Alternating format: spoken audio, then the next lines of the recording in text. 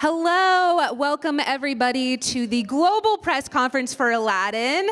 Thank you for joining us. I want to introduce a man who has been a part of the entire fabric of Aladdin since the beginning.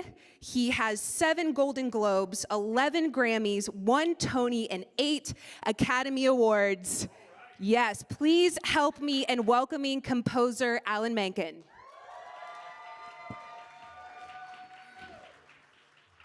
I'm going to take you on a little trip through some Aladdin songs and some of my other songs. I think you probably know some of these songs.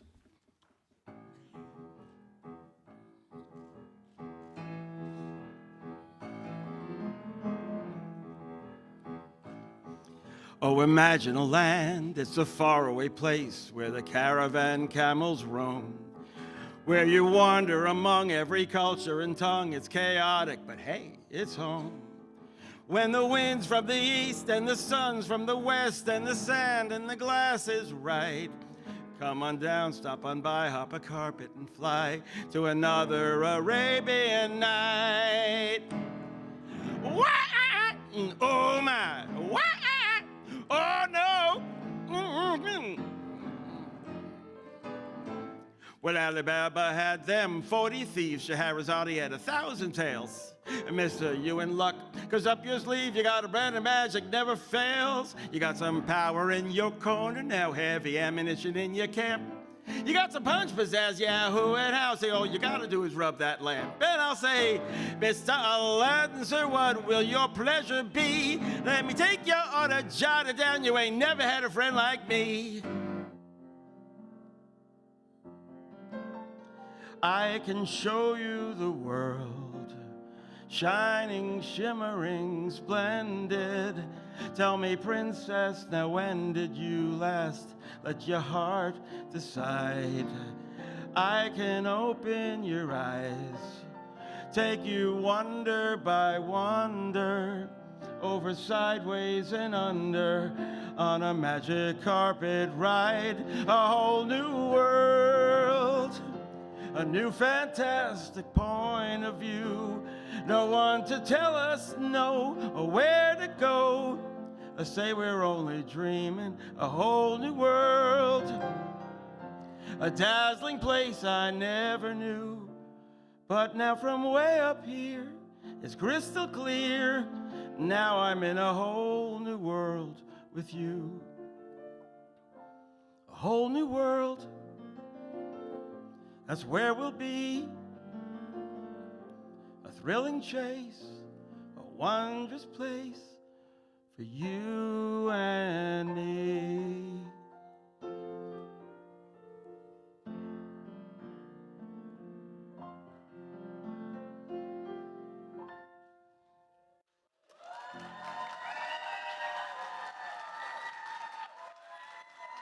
We are ready, so please put your hands together for director Ritchie. Up next, we have our Genie, Will Smith, our Aladdin, Mena, Massoud.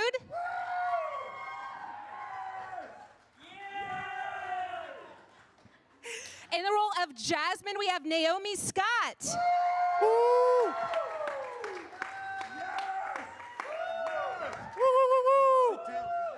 As Dalia, we have Nasim, Pedrad.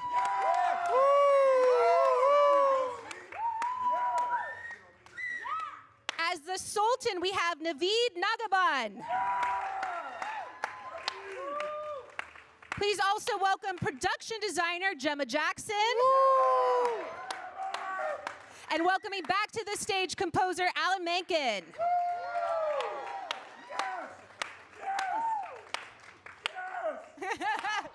Will, you don't even need a mic, Will.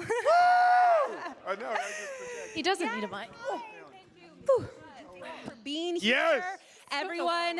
One more So- time for Alan Menken, Yes. 8-time Academy Award winner. Oh, My Love that. entire childhood Yes. flashed before my eyes. Yes, goodness. So beautiful. Mena, you stepping into the role of Aladdin, what are you excited for people to see as far as this film? I'm especially proud of the representation and the ethnically diverse casting that was put together for this. It's not often you can go to a movie theater and see all people of color represented like this. It's certainly something that I was missing in my childhood. So I'm proud of the cast and the casting that Guy and Disney put together. So I'm excited for little boys and girls to go see people that look like them on screen, man. That's what I'm proud of. Yeah! Woo! And Naomi, Jasmine was our first Disney princess of color. She also has a new song in Speechless. What was it like doing that scene? And also, how do you feel that song resonates today?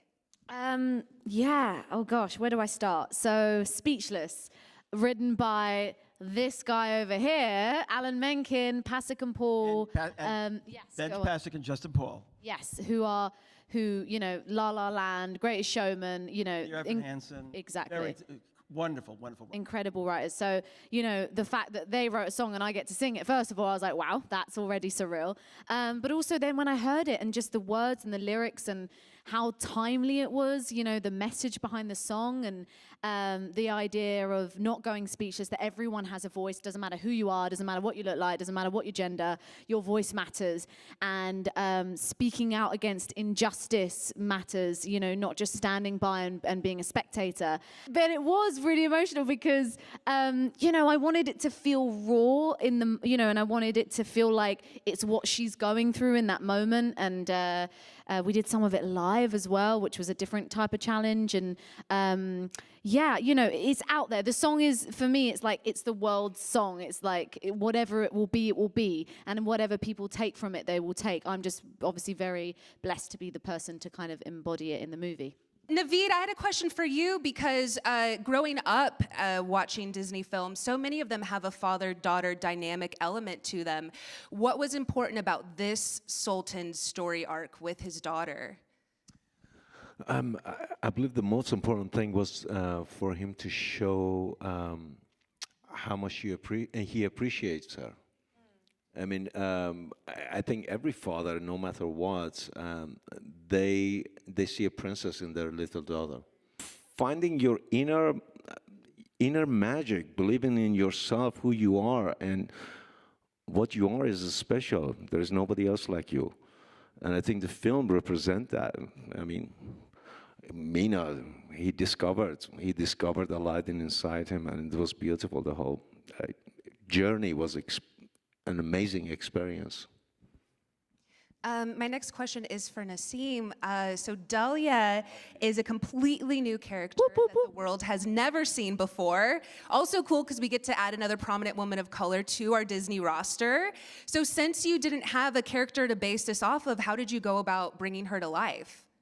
Well, it was so fun because it was, I think, all the joy of creating something from scratch, but then watching that intersect with this story we all know and love, which I had so much respect for coming into it. I'm a 90s kid, so for me, Aladdin was like golden age Disney. And to echo what Mena said, I'm so proud to be part of the most diversely cast Disney movie of all time, I think.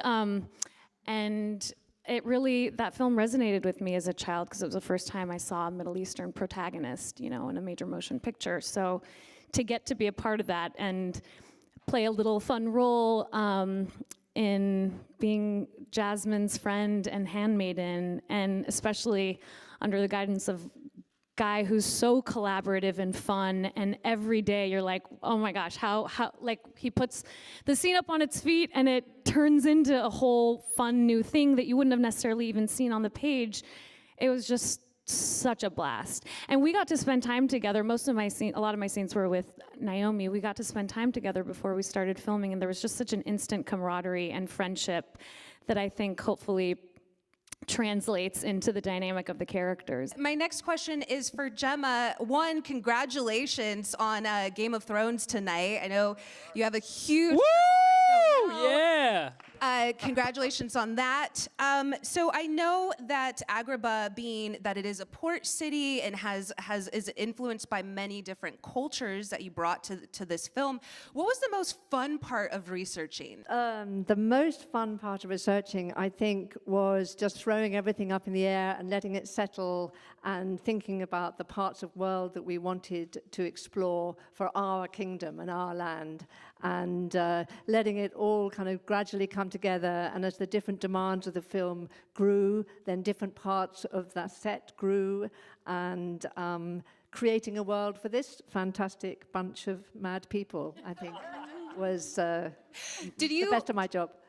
No, just on the point that Gemma was saying, Gemma and Alan and the rest of the team, what became fun is that everyone came to the Spirit in no small way, because when Will came, who was number one on the call sheet, his positivity sort of flowed all the way down. It started from the top and it went down. And then there was an incredibly positive spirit throughout the whole process. And actually my job was really to encourage them to be more of themselves. So everyone had a degree of improvisation that which was just natural to them. And as I say, my job was just to encourage more of that. But people like Gemma and Alan, what was conspicuous to me is really that they are still like children in the best possible sense, in the fact that they're still incredibly excited about their jobs. So Gemma gets very excited about what it is that she does. I thought you meant that they take all your money and eat all your food. You know, for me, it was the most fun creative process I've ever been through. Yeah, I was saying Disney magic is real. This is my first Disney movie, and there's something that Walt Disney did in the design of these stories that at the core of these stories is something that, you know, shocks the inner child within you and forces it to come alive and smile and appreciate the moment. So, you know, for me, coming into this, you know, first starting with fear, definitely started with fear. You know, what Robin Williams did with this character was you know, he just didn't leave a lot of room to add to the Genie. So I started off fearful, but then when I got with the music, it just started waking up that fun, childlike, silly part of me. And like Guy was saying, this was, you know, the most joyful experience of my career. Yes, that really came through too. It was just so, I was gonna ask you, because you did so many musical numbers and rapping and acting and dancing and juggling and all of this. Was there any one particular song that you resonated with the most? Well, the song that got me over the hump of, yes, I can play Genie, was Friend Like Me. I went into the studio the first day, and I really wanted to play with it to see if I could add something to it. And, you know, literally 30 minutes in the studio and started to play with it, and, you know, finding that, you know, in that, you know, 94, 96 BPM range, we were playing around in there. I think it ultimately was a little bit faster than that, but that 94, 96 BPM range is right old school hip hop, you know. So I grabbed the Honey Drippers' Impeach the President, which is a really classic old school hip hop break beat, and I had them throw that break beat under there, and I messed with that, and I messed with Eric B. and Rakim's I Know You Got Soul under Friend Like Me, and I was like, oh my God, I'm home. And then I started playing with the hip-hop flavor, and then the Genie was really born in my mind from the music, and when I understood once I played with Friend Like Me. Hi, my question is for Guy, and this is a resolutely Disney film, and yet I was also struck by how much of a Guy Ritchie movie it was, and I'm wondering if you could talk about some of the things you thought you brought to this production that no one else could. I don't know about the last bit, but you'll be surprised how familiar I am in this territory, considering I've got 5 kids. The oldest one's 18, which pretty much means I've been up to my eyeballs in Disney production for 19 years. And also by sort of family demand, it was about time I made a movie that we could all watch together. So Aladdin ticked the box in the sense that it was a street hustler and I was familiar with that territory. My wife is a big Disney file, and anything to do with Disney princesses is high on her list. So it was really a question of demand by the family. And frankly, I was just ready to do something in this world. And then, of course, it's very hard to be objective about your own work, but inevitably what happens is that you leave an imprint upon it. But some clever director once said that the lion's share of directing is casting, and I think that's true. And I think once we got our little team together, then we were all on the same frequency, and it didn't take us long before we all dialed into that frequency. And then it just all worked from there. And it all came out very organically, actually. I think the beautiful thing that Guy does on set is that he creates a sense of family and community, and everybody feels free to create and bring their take on it.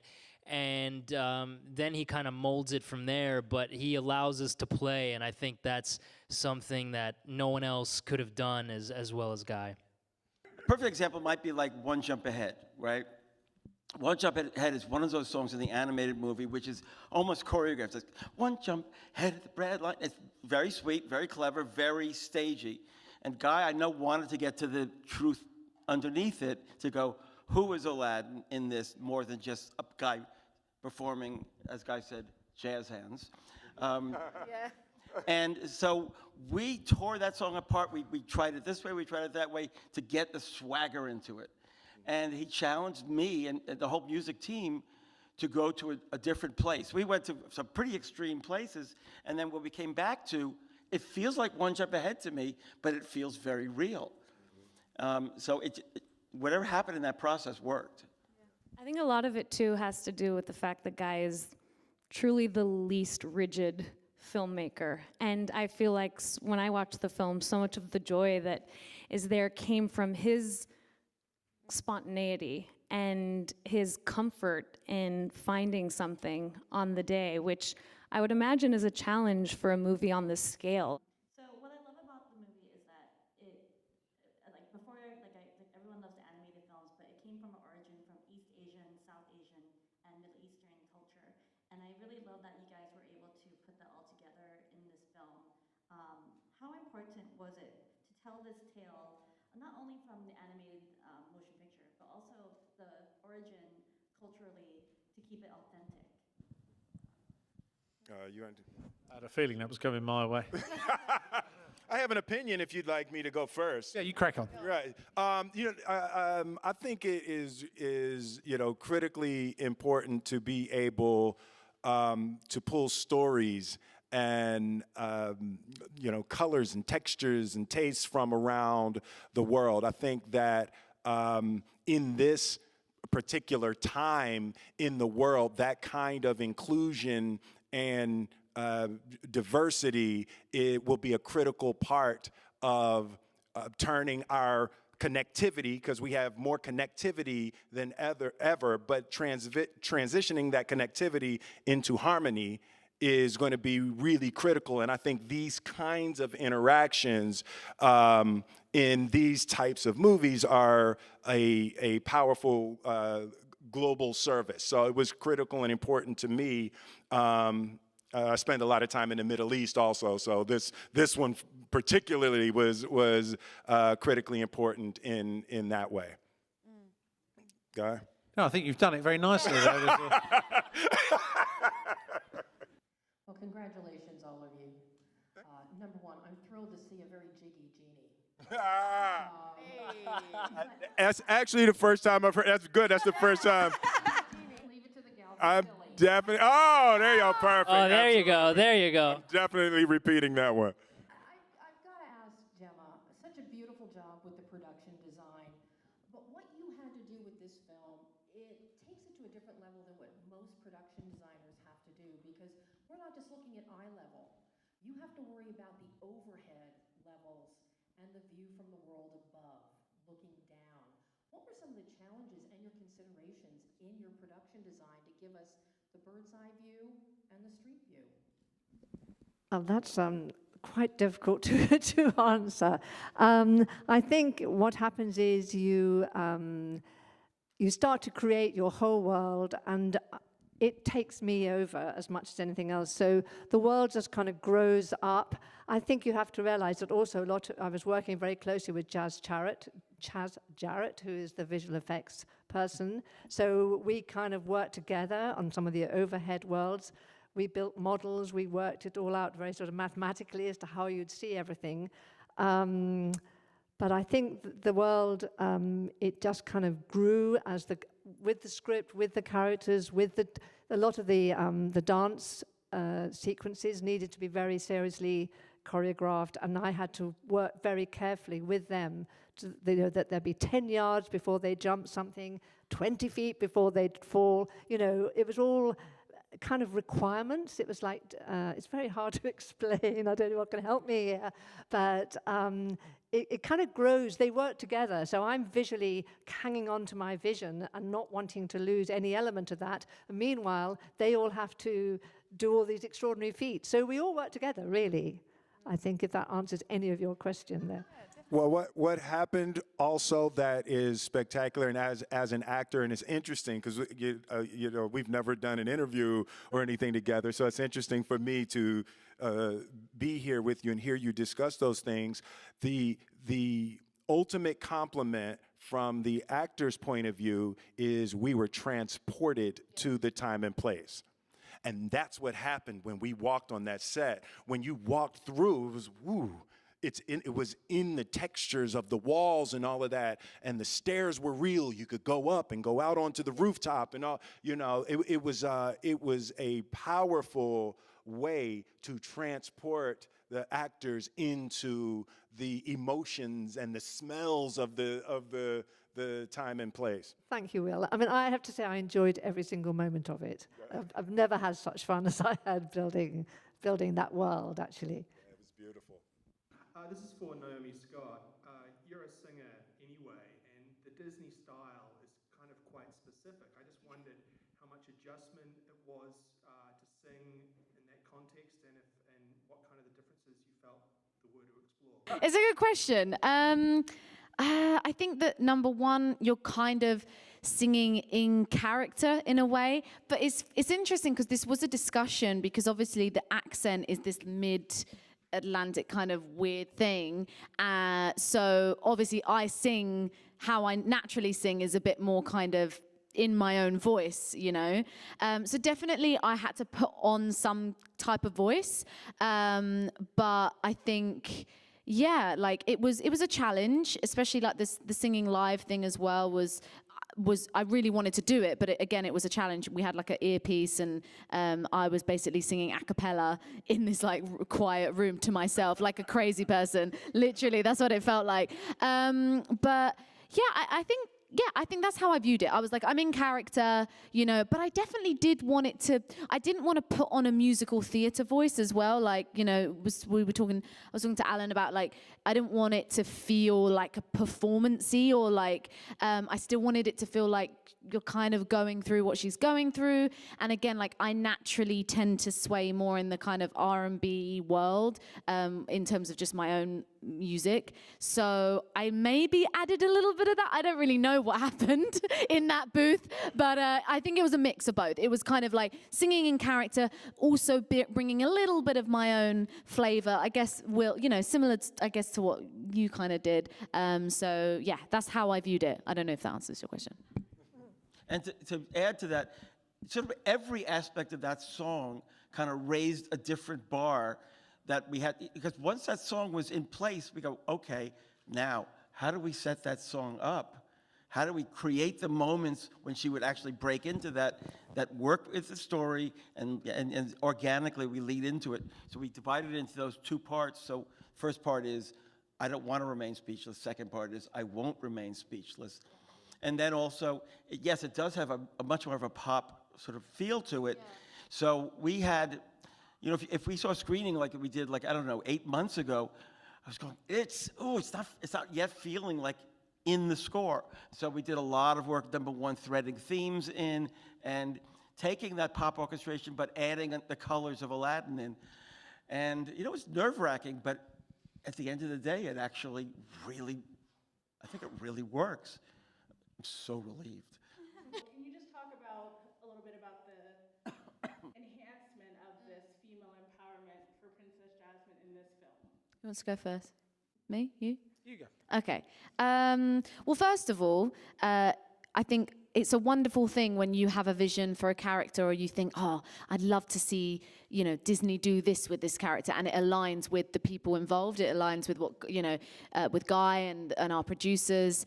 For me, I really think it was a natural progression. I mean, Guy said something in Oman, which I thought was really great. He was talking about equality of challenge as well. So the idea, I'm stealing your thing now, the idea that, you know, Jasmine needed even more of a challenge in this movie as well. And as I said, it's a natural progression. The fact that she wants to become the leader, I kind of just want people to walk out and go, oh yeah, that makes sense, right? You know, she should be the leader. And as opposed to it, you know, it's not this thing that's been shoehorned in. It just makes sense, you know, and she's a human. For me as an actor, my main thing is, okay, how do I humanize her? How do I give her depth? And so those things just came naturally. I just wanted to talk, because the songs and the music was so great, but also the dance in this was unbelievable. A very Bollywood vibe. I just loved it. So Mena, I wanted to ask you about, you know, sort of all the moves you made in this, you know, working with the Will guy over there. Yeah, Jamal Sims, our choreographer, and Nikki Anderson were spectacular. Jamal's one of the best in the business, and I grew up watching Step Up, which to me was like the dance film of my generation. And Jamal choreographed that film. The 12-year-olds, Step Up is that was the one. That was the one. So it was amazing getting to work with him. Me and Naomi, fun enough, we wanted to focus more on the connection in that piece because getting the choreography down is one thing, but we wanted to focus on connecting. And then the other part of it, me and Guy had a fun time during that because I had to learn that choreography at the beginning, but then pretend like the genie was manipulating me. So we tried doing it with mime, and then Guy actually had this brilliant idea to actually attach these long puppeteering arms onto me and physically manipulate me. So we had a lot of fun with that piece. It was definitely a fun part of the whole process. If anyone represented this, the spirit of this film, it was Jamal. Because Jamal came 100% into this project. And he, every time you'd see him, he was just so excited about what he was about to do. And the English weather didn't drag him down. And he just remained so positive throughout. And when anyone asks me what my favorite scene is, I do say that my memory is that of a goldfish. So I always said the last scene because it's the last thing I can remember. And Jamal came up with this dance sequence at the end, which, you know, I sniggered when I thought, you know, there's no one's going to come. And he didn't have long to do it, by the way. And that dance sequence. And I got to say something about Nikki Anderson, who's his assistant choreographer. He found him on YouTube. He's like 19 years old, and he is the most incredible dancer I've ever seen. So shout out to both of those guys. So, yeah, Nikki was in charge with, Yeah, I worked closely with Nikki, and Jamal oversaw everything, but both incredibly talented people. And all the dancers as well. They're just amazing. Oh, they're amazing. Yeah, the dance, what was happening with choreography, and I don't know if you knew it was going to be that, but choreography was sort of the vortex. Of course I did. Yeah, it was sort of the vortex of everything, right? So, if you're doing a dance sequence, so the choreography was the vortex of wardrobe, of set design, so all of the actors, we had decided how our performance was and things our characters would and wouldn't do, and then it had to get worked into the dancing of it, and just everything sort of fell on Jamal to make it all come together in a dance sequence. And he just captured all of that stuff, even the things like in the big sequence where I switch into the woman and then go behind and timing those things out. And it was just, I wish he was here to get all of these props, but he really captured the center of all of those things and, you know, made it turn into something that looks hot in a dance move. Yes. I did want to know really quickly, speaking of dancing, on or off camera, who had the best moves? Ooh. Well, that would be me. That would be. Well, I guess Guy, duh. Yeah, obviously. You know, I think it wasn't you, Guy, now that I think about it. I think Naomi has the most skills. Yeah, Naomi learns choreography really faster than anyone. So I went to theater school, and there was a whole dance department. She learns it as fast as those dancers. She's like watching it. She's like, yeah, I got it. Yeah, I've never been able to do that. In like, an American accent. And she's one of those that stands and looks, and you've seen dancers do it. I know we've all seen it, and you like, there's no way they're learning it. And she's going, pa, ta, ta, 6, 7, 8. Pop, I'm just a wannabe dancer. And like doing all of that stuff and then does it back. Like, what the hell? I have to spend like 3 weeks learning a Yeah, step. it's like me too. Yeah, I gotta learn. I know, but there's a lot of enthusiasm over there. Yeah. That's really what she wants to be. Yeah, I'm just a wannabe. I would like hang out with it. Like, I try to hang out with the dancers. I was just works. hey guys. Well, thank you all for joining us. Thank you all for joining us. Please Thank you, give guys. another round of applause for the cast Thank and you very filmmakers much. of Thank you. Aladdin. Thank you very much. Thank you. Thank you.